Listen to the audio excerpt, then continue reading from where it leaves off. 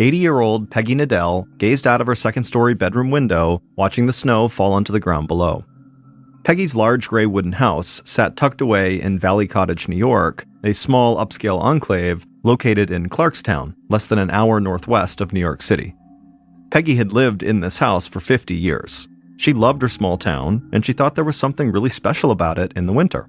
The snow made everything quiet, beautiful, and almost otherworldly. In her bedroom, Peggy glanced down at her watch. She felt like she could stand there for hours just staring at the snowfall, but she had someplace to be, and Peggy hated being late. So she walked out of her room and down a hallway across an old hardwood floor to the stairs. Peggy held onto the banister and slowly made her way to the first floor. At 80 years old, Peggy was still in great shape. She exercised almost every day at the nearby Jewish community center, and even when there was snow on the ground and it was freezing outside, she still enjoyed walking around town or in the public park that was close to her house. But Peggy admitted that the stairs in her house had begun to get a bit tricky for her, and her daughter, Suzanne, had become paranoid that Peggy was going to take a bad fall and hurt herself on the stairs. So Peggy, not wanting to worry her family, now made it a point to take her time when she was going up and down the stairs and to always hold on to the banister. Peggy finally reached the first floor, and she walked across the living room towards the front of the house. Peggy's house was almost like a museum, and also a time capsule. There were paintings hung on the walls, and small sculptures and other pieces of art that could be found on tables and shelves in the living room, but there was also 50 years worth of family keepsakes, photos of her grown children at almost every age, and some recent drawings her grandkids had made for her. Peggy pulled a long coat off a coat rack by the front door, and she put it on over her black sweater. Peggy had short brown hair that she styled every day, and she wore red lipstick. Peggy had been obsessed with fashion from a young age, and that obsession had never really gone away. So she always tried to look and dress her best whenever she left the house. Peggy grabbed a leather bag that contained books, notebooks, and pens. Then she set the house alarm by pushing on a keypad by the door, and then she walked outside across the porch to her car parked in the driveway. Peggy got in, started the car, turned on the radio, and began heading towards New York City. After driving into the city and parking her car, Peggy made her way through a big throng of people walking down Fifth Ave in Manhattan. She looked at the holiday decorations and Christmas lights hanging around the street, and she had a huge smile on her face. As much as Peggy loved living in her sleepy little town, there was nothing quite like being in the big city. Over the course of her life, Peggy had traveled all over the world. She'd seen Roman ruins, the pyramids in Egypt, and she'd laid on beautiful beaches all around the globe. But New York City had always been a very special place for her. Peggy walked for a few minutes and then stepped into a white stone building that housed one of the City University of New York's campuses in the area. Inside, Peggy made her way to a small classroom where she was sitting in on a PhD-level art history class. Peggy said hello to some of the other students who had already arrived. Many of them were at least 50 years younger than she was. Peggy made it to her seat, she pulled off her coat and put it on the back of her chair, then she sat down and grabbed her notebook out of her bag. A young woman sitting nearby smiled, and Peggy smiled back. Peggy knew she must be a bit of a mystery to most of her fellow students. They must have wondered why this well-dressed old lady was in class with them. But anybody who knew Peggy even reasonably well knew that she had always prized learning and education above almost anything else. Back in the mid-1950s, Peggy had fallen in love with a man named Robert Nadell, and she had gotten married to him. And not long after they got married, Peggy gave birth to their daughter, Suzanne. Then, a couple of years later, Peggy had their son, Jim. And Peggy loved being a mother, but she didn't want to just stay at home. So she had decided to go back to school to get her MBA, a graduate business degree. Her husband, Robert, had been totally thrilled about her decision. He thought Peggy was one of the smartest people he'd ever met, and he knew how important education was to her. But at the time, most other people around Peggy had thought she was crazy for wanting to go back to school for anything, especially a master's degree in business, because at this time in the 1960s, women represented less than 1% of students at the top MBA programs in the United States. But Peggy believed it was her duty to continue learning as much as she could, and she had refused to accept that being a woman had anything to do with her ability to succeed in business school or the corporate world. And so after getting her MBA, Peggy had proven everybody who doubted her wrong.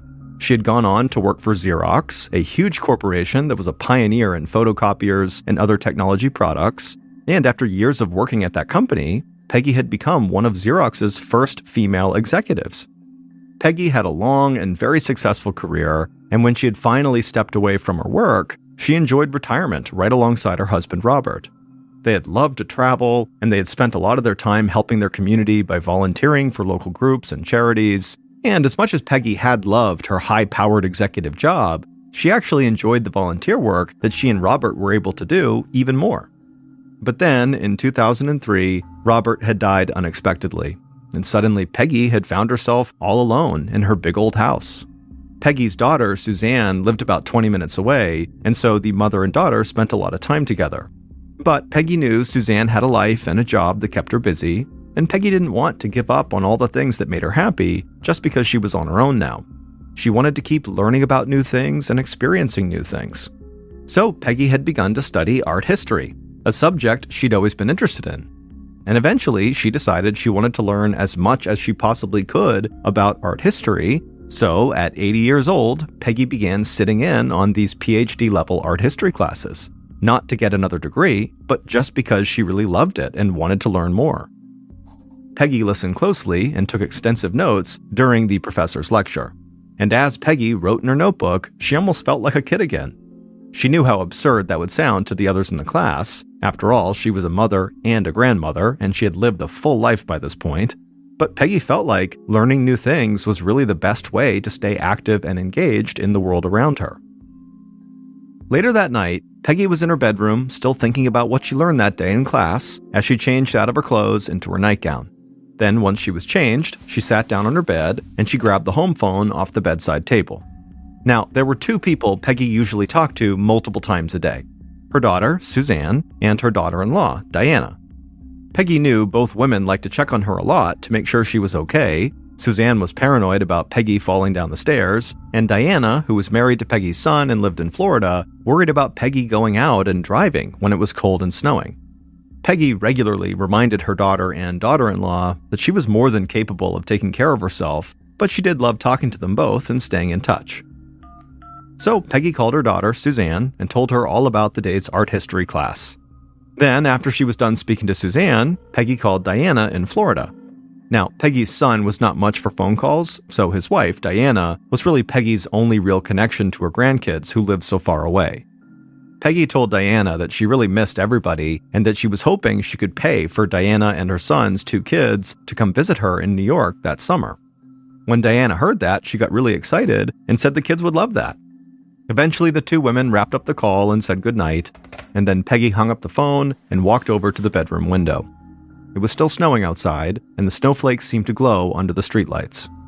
Peggy was still struck by how beautiful the winter scene always looked, but now that she knew her grandkids were very likely coming to visit her, she could not wait for summer to arrive.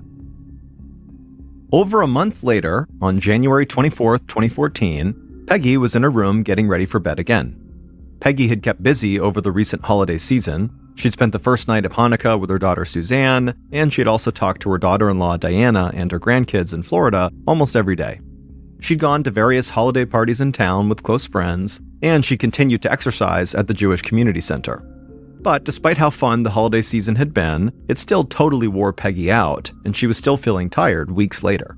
So she was hoping to sleep in late the following morning and get caught up on some much-needed rest.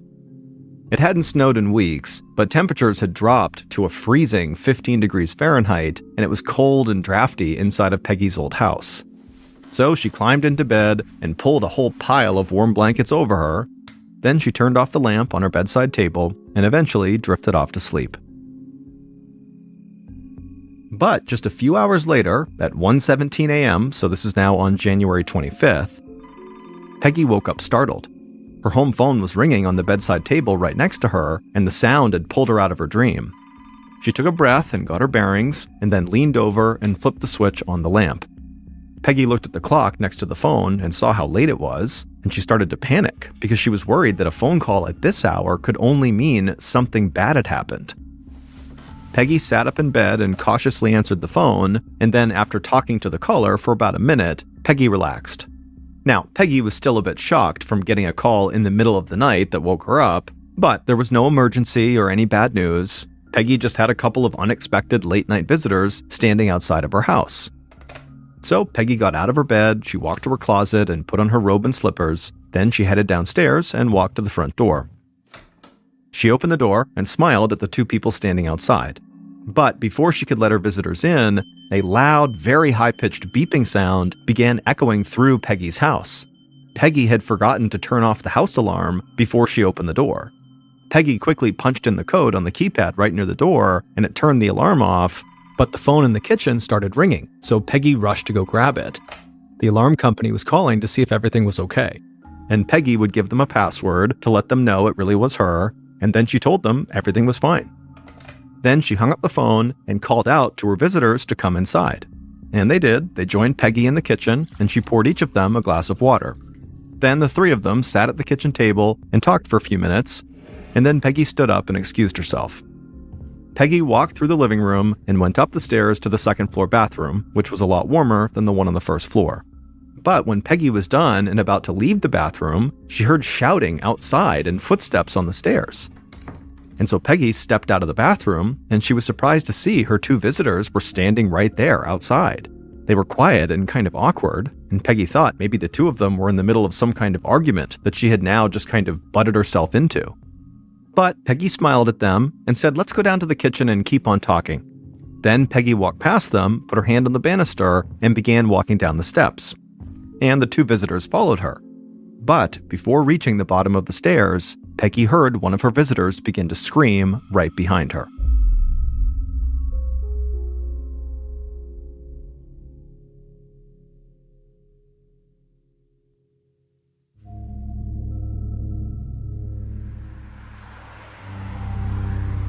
Several hours later, at 9 a.m. on January 25th, so almost 8 hours after the visitors had arrived at Peggy's house, Peggy's daughter, Suzanne, stepped out of her car in front of Peggy's house.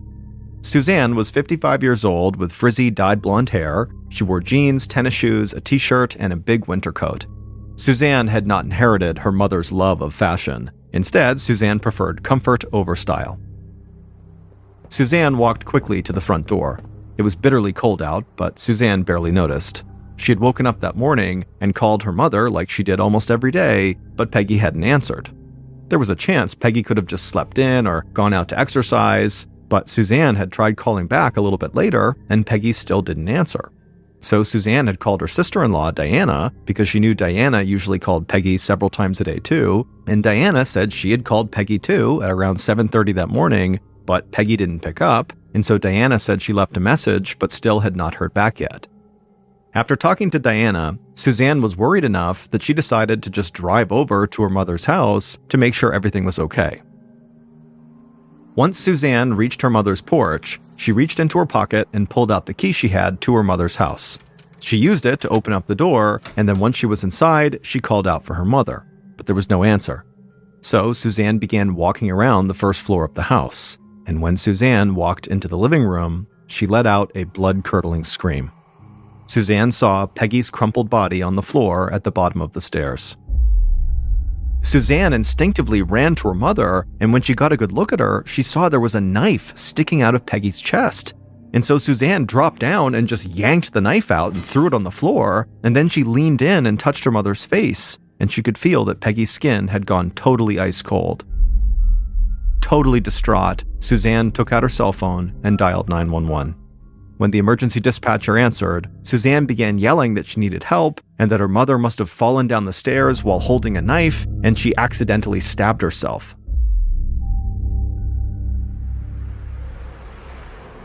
Not long after the 911 call, Detectives Stephen Cole Hatchard and Earl Lawrence of the Clarkstown Police Department pulled up in a sedan outside of Peggy's house and stepped out of the car. The snow had started again, and they could feel the cold biting into their hands and faces. Local police had already run crime scene tape all across the front of Peggy's house, and some of Peggy's neighbors had already begun to gather nearby. Hatchard and Lawrence also saw Peggy's daughter, Suzanne, pacing back and forth in the driveway, a few feet in front of a uniformed police officer. Suzanne was mumbling to herself, and she looked totally dazed. The detectives approached Suzanne and introduced themselves, and Suzanne immediately repeated what she had said to the 911 operator. Her mother must have fallen down the stairs while she was holding a knife and accidentally stabbed herself. Suzanne said she had been worried about her mother on those stairs for a long time. But before the detectives could even really process what Suzanne was talking about, she would say something that sent up multiple red flags. Suzanne told Hatchard and Lawrence that police would likely find her fingerprints on the knife because she had pulled the knife out of her mother's chest before trying to administer CPR on her mother. And Suzanne said her fingerprints were all over the house because she went to visit her mom there all the time. But Suzanne didn't stop there. She just kept on talking. And she would tell the detectives that her mom was really rich, but she said this was not how she wanted to inherit her cut of her mom's estate. Detective Hatchard told Suzanne to wait with the officer outside and that they would talk to her once they had searched the house. Then Hatchard and Lawrence walked towards the front door while Suzanne began pacing in the driveway again. The detectives couldn't believe what they had just learned. They hadn't even stepped inside the house yet, but already Peggy's daughter had admitted to tampering with evidence by pulling the knife out of her mother's chest. Suzanne had also tried to cover for the fact that her fingerprints would be found on a potential weapon and throughout the house. And she had given a clear motive for possibly having killed her mother by talking about Peggy's money. That said, Hatchard and Lawrence knew that people under stress could act in strange ways, especially when dealing with the death of a loved one. But neither of them had ever encountered anything like what had just happened with Suzanne. It sort of seemed like she had worked up a big cover story and then blurted all of it out as soon as cops showed up. Inside the house, detectives Hatchard and Lawrence found a small group of forensics officers searching for fingerprints, blood samples, and other physical evidence. When the local police had first arrived on the scene, they really weren't sure what they were dealing with, or if Suzanne's story about her mom falling with the knife was true, so a forensics team and the detectives had been called in. But when Hatchard and Lawrence reached the bottom of Peggy's stairs, they didn't need forensics officers to tell them that Suzanne's version of what happened was totally off. On the ground in front of the detectives was Peggy Nadell. She was dead and lying face up on the floor. The detectives crouched down and right away saw multiple knife wounds in Peggy's chest, and they saw the knife that Suzanne said she had removed lying on the floor nearby. And when detectives looked more closely at Peggy's body, they began to notice wounds on the side of her head as though she had been struck with a blunt object several times. And right near Peggy's face was this small sculpture, which was the bust of someone's head, and then near Peggy's hand was a gold medal ball, another piece of art. And so maybe those two things were the blunt object that had been smashed into Peggy. Also, the detectives saw bruising around Peggy's neck and throat, which most likely indicated that Peggy had been strangled at some point. In short, there was no way Peggy had just tumbled down the stairs while holding a knife, and that was how she accidentally killed herself. Clearly, this was a murder. Hatchard and Lawrence were appalled by what they saw. Any violent crime was bad enough, but neither of them could understand what type of person would attack a defenseless 80-year-old woman. The detectives assumed Peggy must have been struck in the head with either the small sculpture or that golden ball that were laying close by her body, but forensics officers said no fingerprints or physical evidence had been found on either of those objects. It was like they had both been wiped clean. So the detectives stepped away from Peggy's body and walked upstairs and went to search Peggy's bedroom. In the bedroom, they saw a few dresser drawers were laid out on the floor, and there was an open jewelry box on top of the dresser. Someone had clearly rifled through the jewelry box, but it was still filled with several expensive pieces. Hatchard and Lawrence looked around the rest of the room, and when they were done with their cursory check, they both had the same thought. This was not a robbery. If anything, this was a weak attempt by Peggy's killer to make it look like a robbery. By 1 p.m., so about 4 hours after Suzanne made that 911 call, Hatchard and Lawrence had finished their initial search of the crime scene and had briefed their boss on what they had found. They weren't sure exactly what had happened in the house, but they knew there was only one place to start their investigation, and that was with Peggy's daughter, Suzanne.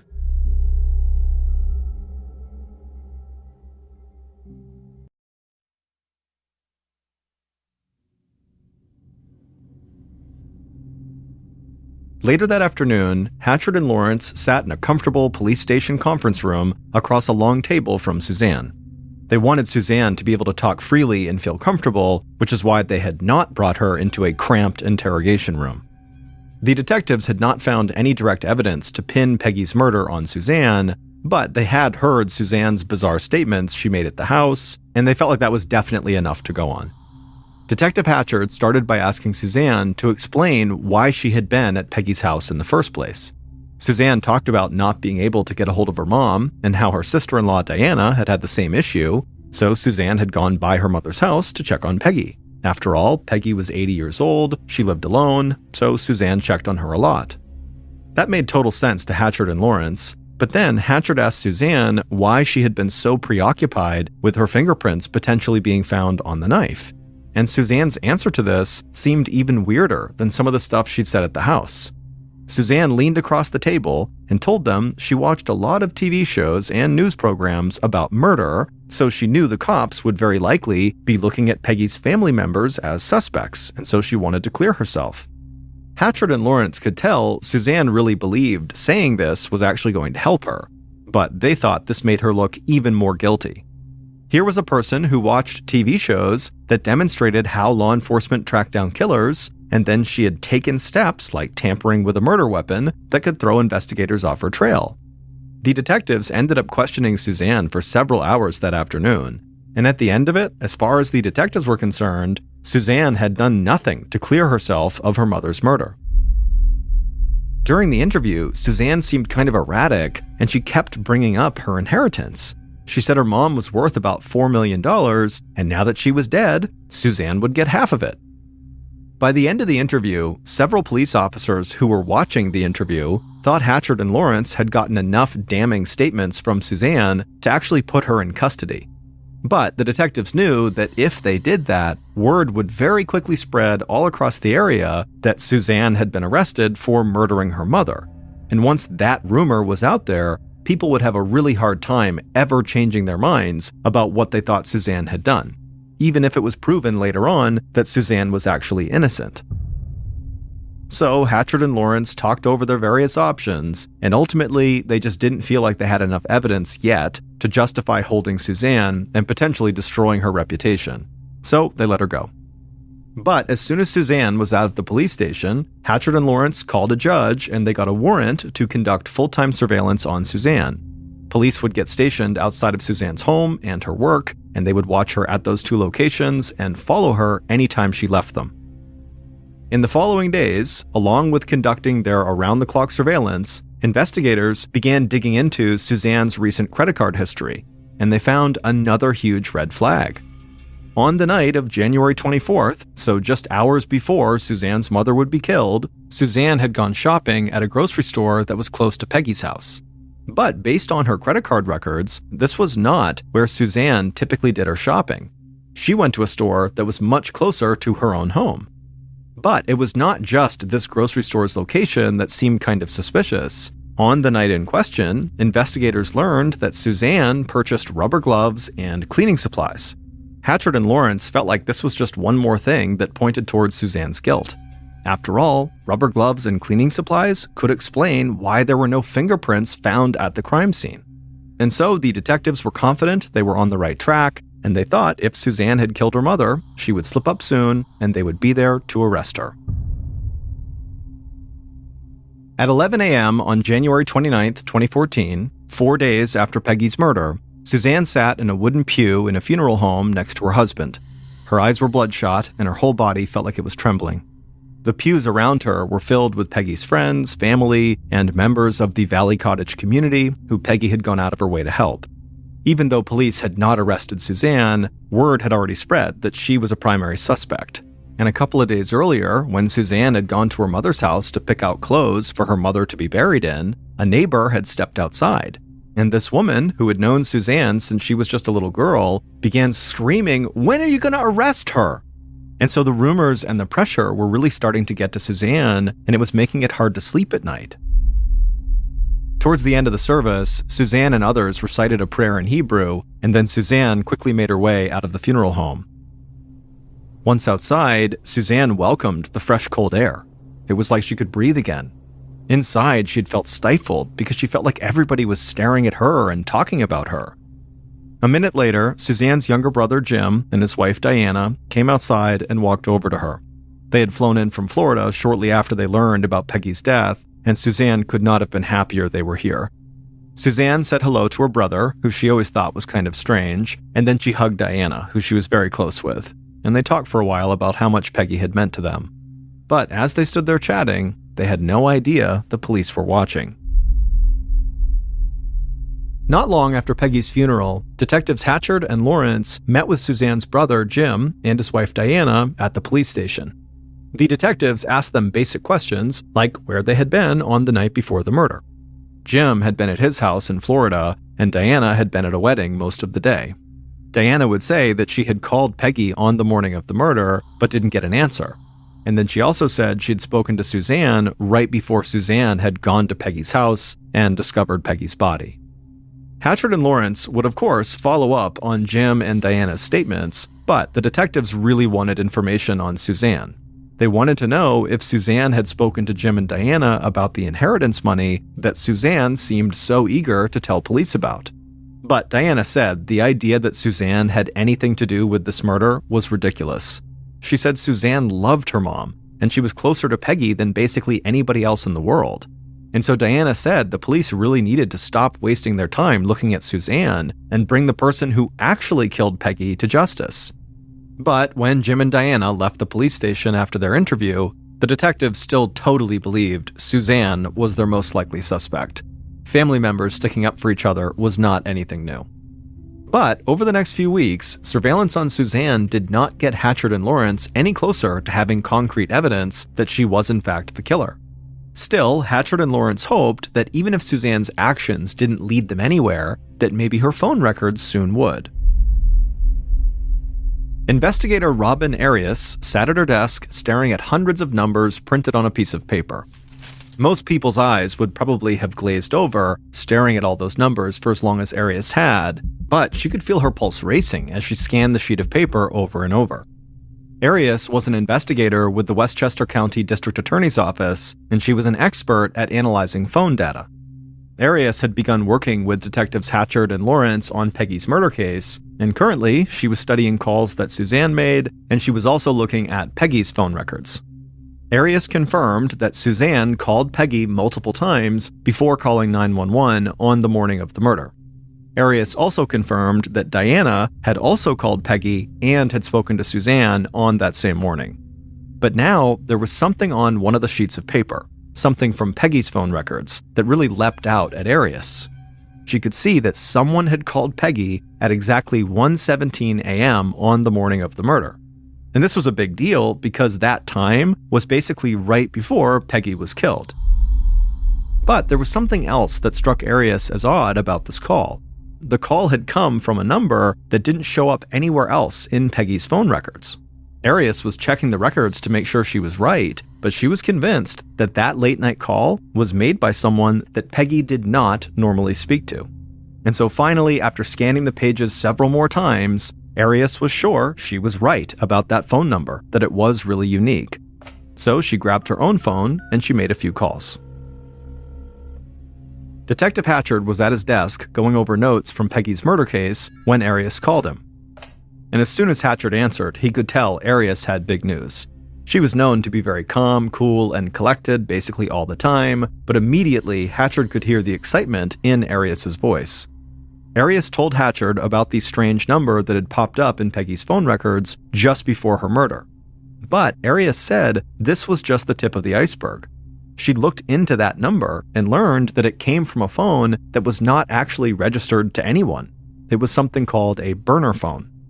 A burner phone is typically a cheap cell phone that's purchased just for temporary use or to keep the user's identity anonymous. Hatchard listened to Arias, and he felt like she had just helped the investigation take a huge step forward. But then, Arias gave him the most important piece of information of all. Arias had worked for hours and hours and pulled some strings, and she had figured out where this burner phone had been purchased from and who had bought it. Hatchard thanked Arias profusely for all her help, then he hung up the phone and rushed over to Lawrence's desk to tell him what he just learned. It would take the detectives a while to follow up on all the information Arias had provided them, but once they had gone through all of it, they would figure out who killed Peggy.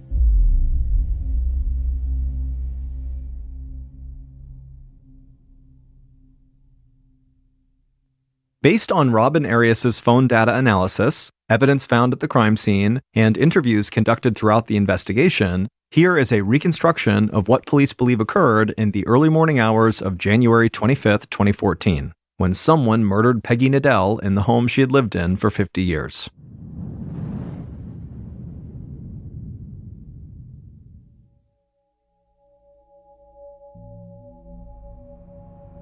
On that day, just after 1 a.m., the killers, plural, drove through the town center of Valley Cottage.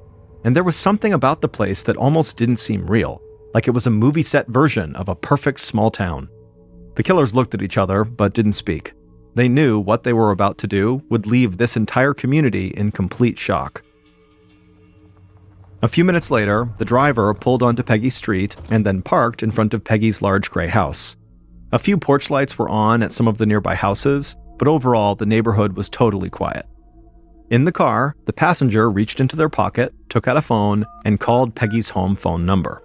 This was the call that came through at 1:17 a.m. The passenger's voice was bright and cheery when Peggy picked up on the other line. The passenger said they were so sorry to call late, but they had been in the neighborhood and they really needed to come in and talk to Peggy face-to-face about something. Peggy seemed frazzled, but she said to give her a few minutes to pull herself together and she'd come downstairs and let them in. The passenger hung up and then handed the phone to the driver, who slipped it into their pocket. Then the passenger reached down into a bag that was on the floorboard and pulled out 2 pairs of gloves and handed one of the pairs to the driver. Both killers put the gloves into their coat pockets. Then the driver reached into the back seat and grabbed a small leather bag that had a strap on it, and the driver slung that bag over their shoulder. The killers then looked at each other and then stepped out of the car into the frigid winter air and began walking across the yard towards Peggy's front door. As soon as they reached the front door, Peggy opened it up with a big smile on her face. But before the killers could step inside, Peggy's alarm system went off and the phone in the kitchen began to ring. The killers waited while Peggy dealt with the alarm company, and then they walked into the house and joined Peggy in the kitchen. The killers sat down at the table and Peggy brought them some water. They all sat and talked for a few minutes before Peggy said she had to go use the bathroom and headed upstairs. While Peggy was upstairs, one of the killers, the passenger in the car, said it was time to act, and that the driver needed to be the one to actually do the job on their own. But the driver said no, they both needed to do it to make sure Peggy didn't fight back. But the passenger just barked back that, come on, Peggy's an old woman, it won't take 2 people, and pretty soon the 2 killers were basically shouting at each other. But quickly they stopped because they did know they did need to act soon, and ultimately they agreed they would do it together. So the killers slipped on their gloves, and the driver took the leather strap off of their bag, and then the killers ran out of the kitchen, through the living room, and up the stairs. But when Peggy walked out of the bathroom and saw them, the killers just kind of froze there, staring up at her awkwardly. Peggy smiled at them and didn't really know what to make of this, so she walked past them and just began walking down the stairs, and the killers followed her. But as they were going down the stairs, the killers knew that if they were going to do it, they needed to do it right now. So the driver just suddenly screamed and rushed Peggy from behind and wrapped that leather strap from the bag around Peggy's throat. Peggy and the driver stumbled down the stairs and hit the floor on the first floor, and the driver just kept pulling that leather strap tighter and tighter, strangling Peggy, but Peggy was somehow managing to put up a pretty good fight. The driver began to yell in frustration that this woman won't die, so the passenger ran into the living room and grabbed 2 pieces of art, a small bust of a person and a gold medal ball. And the passenger ran back to the stairs with these objects in their hands. When the driver saw the passenger carrying these weapons, the driver let go of their stranglehold on Peggy and kind of backed away. And then the passenger kind of looked at the 2 objects in their hands and dropped the lighter gold ball onto the floor, opting to use the bust instead. Then the passenger got down on their knees, held up the small statue, and began slamming it over and over again into the side of Peggy's head. Blood spilled from the wound, and Peggy flopped over onto her back. Eventually, the passenger dropped the statue on the floor and backed away. And as the killers stood there staring at their victim, they began to hear breathing still rattling from Peggy's chest. So, without hesitation, the passenger ran to the kitchen, threw open a drawer, and grabbed a large kitchen knife. Seconds later, the passenger ran back to the base of the stairs. They got down on top of Peggy and just began stabbing her over and over and over again in the chest until Peggy stopped breathing, went limp, and died. The passenger just left the knife plunged into Peggy's chest, and then the passenger stood up, and the two killers ran back to the kitchen where they grabbed their cleaning supplies, and they wiped down their water glasses, and then they ran back over to the foot of the stairs, and they cleaned off the statue that had been used to bludgeon Peggy. They also wiped down the knife handle and the gold medal ball. Then the killers went upstairs to Peggy's room, and there they put a couple of dresser drawers out on the floor and took a few pieces of jewelry from a jewelry box in an attempt to make it look like Peggy's murder had just been the result of a robbery. Satisfied with their work, the killers walked downstairs, stepped over Peggy's body, went outside, and got back into their car. The passenger then told the driver to dispose of that burner phone and also dispose of the leather strap they had used to strangle Peggy. The driver said they would, and then the pair drove off. Several hours later, the passenger killer was heading to an airport in Washington, D.C. when their phone rang. It was their sister-in-law calling. The passenger answered the phone and then told their sister-in-law that they too had called Peggy earlier that morning, but Peggy hadn't answered and they had no idea why. It would turn out Suzanne had nothing to do with her mother's murder. But Suzanne's sister-in-law, so Peggy's own daughter-in-law, Diana, did murder Peggy. Suzanne's strange behavior following her mother's murder had most likely been a combination of grief and shock. And the fact that Suzanne had bought rubber gloves and cleaning supplies just hours before the murder was nothing more than a truly unfortunate coincidence. But it turned out that Suzanne was not the only person in the family who had spent time thinking about the millions of dollars in inheritance money that would come their way if Peggy died. Diana had thought about that money a lot, and she knew that her family would get $2 million, so half of Peggy's wealth, when Peggy was dead. But there was a catch. Diana had discovered that Peggy stipulated in her will that Diana would get nothing if she and Jim, so Peggy's son, got divorced. And Diana had badly wanted to divorce Jim. But when Diana had learned about Peggy's will and that stipulation, she realized she had to make sure Jim got a share of Peggy's money before she left Jim. Then, once Jim had his millions, Diana could get her cut through a divorce settlement. So Diana had spent weeks putting together her plan to have Peggy murdered. And then she had paid someone to come on as a partner to help her set everything up. The plan Diana conceived was purposefully convoluted because she thought that would throw police off of her scent. But the phone records, and specifically her use of the burner phone, had allowed investigators to totally unravel Diana's plan. Phone data analyst Robin Arias had discovered the use of the burner phone and had tracked its purchase to a shop in Florida just minutes away from where Diana lived.